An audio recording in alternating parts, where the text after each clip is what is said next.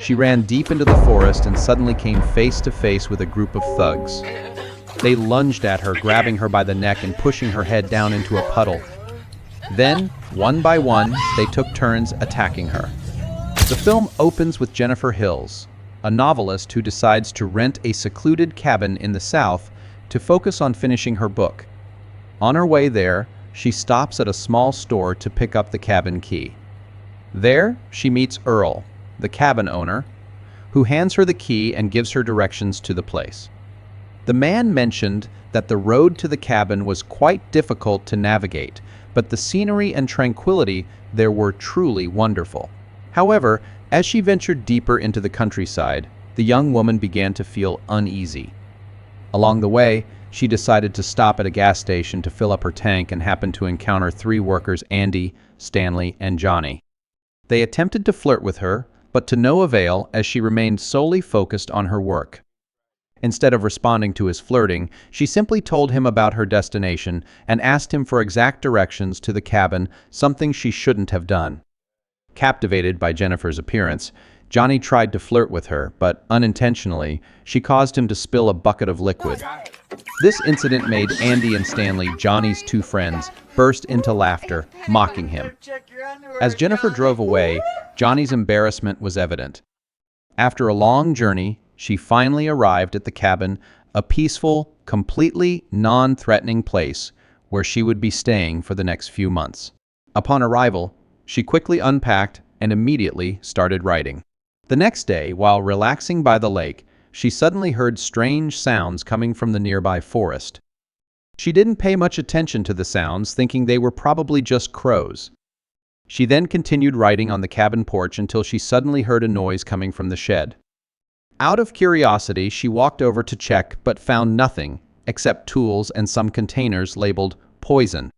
Even so, Jennifer remained calm, completely unfazed. Jennifer returned to the cabin, and not long after, she accidentally spilled wine on her shirt, forcing her to take it off and wash it in the sink. Little did she know, someone was secretly filming her. The next morning, while out for a run, she happened upon an abandoned house. For some reason, she felt drawn to it and decided to explore inside. Finding nothing special inside the abandoned house, Jennifer continued her day as usual. When she returned to the cabin, she planned to take a shower, but quickly abandoned the idea upon discovering that the water in the sink had turned brown and the toilet was clogged. To resolve the issue, she called a plumber named Matthew to check it out. As if things weren't bad enough, Jennifer accidentally dropped her phone into the toilet, forcing her to use a hairdryer to dry it. Not long after Matthew, the plumber, arrived to fix the bathroom issue. She quickly noticed that he had a speech impediment and an intellectual disability. To show her gratitude, Jennifer unexpectedly gave him a kiss. Meanwhile, deep in the forest, Andy, Stanley, and Johnny gathered to fish for fun, while Stanley recorded the scene with a camcorder. Leaving the cabin, Matthew joined the three men fishing in the nearby forest. It turned out they were his friends. Excited, Matthew told Johnny that Jennifer had kissed him, but Johnny didn't believe him. Stanley spoke up to confirm it, insisting that Matthew wasn't even capable of lying. Things took a more troubling turn when Stanley showed the group a video he had secretly recorded of Jennifer the night before, which made Johnny furious. Johnny started saying that girls like Jennifer would definitely like to have some fun, implying he had bad intentions. That night, Jennifer kept hearing strange noises around the cabin, making her increasingly uneasy. When there was a knock at the door, she opened it and was horrified to find a dead bird lying right on the doorstep. Jennifer walked around the cabin to check if anyone was there, but she saw no sign of anyone. However, when she returned to her laptop, she was stunned to discover a selfie of Johnny and his friends. Panic rose within her, and at that moment, Johnny and his gang suddenly burst into the room.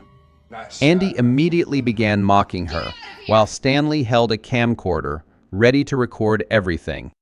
Johnny dragged Matthew into the room as he had no desire to be part of this. Terrified, Jennifer tried to warn them that her boyfriend was on his way, but that did nothing to deter them. They began harassing her, mocking her work, and even throwing lit matches at her as a cruel joke. Johnny forced her to drink alcohol, and out of sheer fear, she eventually complied. Meanwhile, Matthew curled up in the corner, lacking the courage to stand up for her. The scene grew even more terrifying when Johnny ordered Jennifer to open her mouth so he could check her teeth. At first, she was confused, but when he threatened her with a baseball bat, she had no choice but to comply. Not stopping there, Johnny pulled out a gun and shoved it into her mouth while the group laughed in amusement. Just as Andy stepped closer, Jennifer quickly grabbed a bottle of liquor and smashed it against his knee, creating an opportunity to seize a can of pepper spray. She sprayed Stanley directly in the face before dashing outside to escape. Thanks to this, she was able to flee into the forest and run in search of safety. As she pushed through the dense foliage, Jennifer suddenly encountered the town's sheriff and Earl, the cabin owner. In tears, she frantically recounted the horrific attack she had just endured, desperately pleading for help. The sheriff reassured her, told Earl to head back, and then offered to return to the cabin with her to handle the situation. When they arrived, they found the cabin completely empty, with no trace of the attackers. The sheriff began inspecting the area, but suddenly his attitude changed when he saw the broken bottle of alcohol. Instead of helping, he turned to Judge Jennifer, accusing her of making up the story. He insisted she had no right to make baseless accusations against men he had known since they were children. The sheriff conducted a search, but it was clear this was just an excuse for him to roughly grope Jennifer. Before things escalated further, Johnny and his gang returned, interrupting the situation. However, instead of stepping in, they just stood by and watched as the sheriff began attacking her. Jennifer tried to resist, but Johnny quickly overpowered her, choking her to keep her under control. He assaulted her while forcing Matthew to strip. At first, Matthew was terrified and firmly refused, but under pressure and threats from the group of men, he was eventually forced to comply. The brutal men held Jennifer down, forcing Matthew to assault her while Stanley recorded the entire incident through the camera lens. The sheriff was so indifferent that he calmly took a phone call from his young daughter, as if nothing was happening. After the ordeal was over, Matthew panicked and vomited uncontrollably, haunted by what he had just done. Amid the chaos, Jennifer used the last of her strength to run into the forest. But just when she thought she might escape, she fell into the hands of the cruel men once again. Andy grabbed her, dragged her to a puddle, and repeatedly forced her head underwater. Jennifer lay motionless on the ground, utterly exhausted, but the nightmare was far from over. Jennifer lay motionless on the ground, exhausted, but the nightmare wasn't over. The sheriff ignored her desperate pleas and then struck her cruelly. One by one, the men took turns attacking Jennifer, while Stanley recorded everything through his camera lens. As consciousness slowly returned, Jennifer felt the dirt clinging to her skin. She slowly stood up, her body weak and heavy, dragging herself step by step toward the bridge spanning the river. The ruthless men casually followed Jennifer, as if watching a dying prey. The sheriff, fearing for his own safety, raised his gun, ready to finish her off. Suddenly, Jennifer lunged into the river, disappearing beneath the rushing waters. They stood waiting, expecting her to resurface. But as the minutes passed, the river remained still, showing no sign of her. Spreading out along the riverbank, they searched, hoping to find her body washed ashore somewhere. But after a while, they gave up and headed back. This terrified the sheriff, so he ordered the boys to dispose of her car and all of her belongings in the cabin, as well as to destroy the recording that Stanley had made. After a tumultuous day, he returned home, where his wife and daughter greeted him. The evening passed in an illusion of peace as he carried on with his routine, as if nothing had happened, showing not the slightest hint of remorse for what he had done. The next day, the sheriff returned the cabin key to the owner, claiming that Jennifer had left and implying she was a troubled alcoholic. In the days that followed, the others went on with their lives as if nothing had happened, but Matthew couldn't do the same. Tormented by guilt, he wandered alone through the woods, haunted by his conscience to the point where he even imagined seeing Jennifer's ghost. A month later, the sheriff received a call from Earl, the cabin owner, reporting that a woman named Barbara was looking for Jennifer because she had been missing for a month. At the same time, Stanley frantically ran to his friends, announcing that his handheld camera had been stolen. And he confessed that inside the camera was a recording of what they had done to Jennifer, and that he had never destroyed the tape, despite being ordered to do so. This made Johnny angry. He lunged at Stanley, but Andy stopped him in time. That night, while watching TV alone, Johnny suddenly heard a noise outside the door. When he went to check, he found a dead bird right on the porch. A sense of unease rose within him as he turned back inside, only to hear another noise. Losing patience, Johnny grabbed a gun and waited. When the next noise sounded, he immediately rushed outside, stunned to see one of Jennifer's slippers lying right on the doorstep. Panic-stricken, Johnny fired repeatedly into the air, then charged toward the rustling bushes on the other side of the yard, but found nothing but darkness. The next morning, the sheriff returned home and was shocked to discover that his wife had received a mysterious tape. When he played the tape, he froze. It was the recording of Jennifer's assault. Enraged, he immediately rushed to Johnny's house. There, the sheriff confronted all three men furiously, especially Stanley, convinced he was pulling some kind of stunt. Meanwhile, Johnny suspected that Matthew was behind it all, since he had completely disappeared. That afternoon, the sheriff went hunting with Earl. While the two took a break deep in the woods, the sheriff suddenly opened fire, killing the unsuspecting man. The reason behind this brutal act was simple. Earl had become a loose end. He had seen the sheriff bring Jennifer back to the cabin. To cover his tracks, the sheriff didn't hesitate to silence him. Meanwhile, Matthew, overwhelmed with guilt, woke up in an abandoned cabin. Suddenly, he saw Jennifer sitting quietly on the couch. Unable to believe his eyes, Matthew rushed to her, tears streaming down as he choked out an apology. But his apology was not enough to atone for his sins. Jennifer pulled out a rope and suddenly tightened it around his neck. That same day, Stanley and Andy went into the forest to search for Matthew. As they ventured deeper into the dense shadows of the trees, they suddenly heard a faint melody playing. Drawn in by the eerie sound, they followed it, leading them straight to the abandoned house that Jennifer had discovered at the beginning of the film. Based on the traces inside, it seemed like someone had once lived there.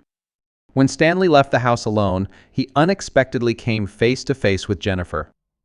In a panic, he instinctively stepped back only for a bear trap to snap shut around his leg. His scream of pain shattered the silence of the forest.